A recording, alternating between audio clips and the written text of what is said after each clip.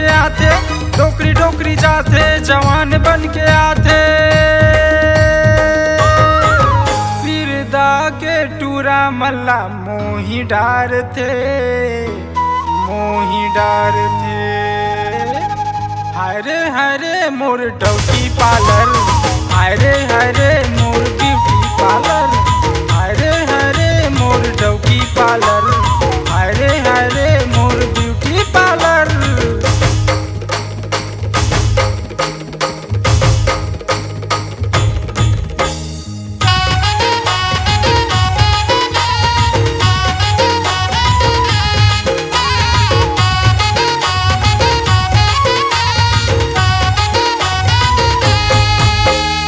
ये 17 के होगे जी पार्लर जाते, औ 50 के होवत ले मेकअप लगाते। हर महीना लेवाते लुगरा, औ जेब ढीला होगे सरपंच, चारों गोती उघरा।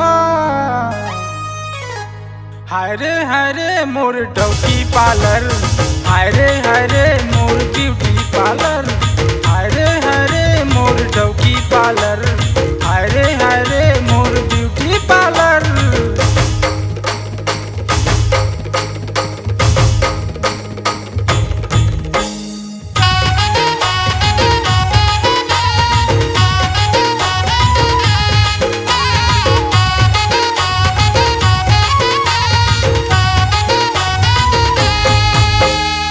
शादी करके लाने डौकी, औ 8 बजे सो के उठते, बनाते जी लौकी।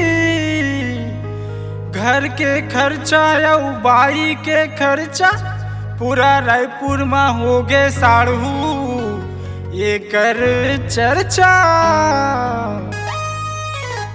हरे मोर डौकी पार्लर, हरे मोर ब्यूटी पार्लर, हरे मोर डौकी पार्लर, हरे मोर ब्यूटी पार्लर।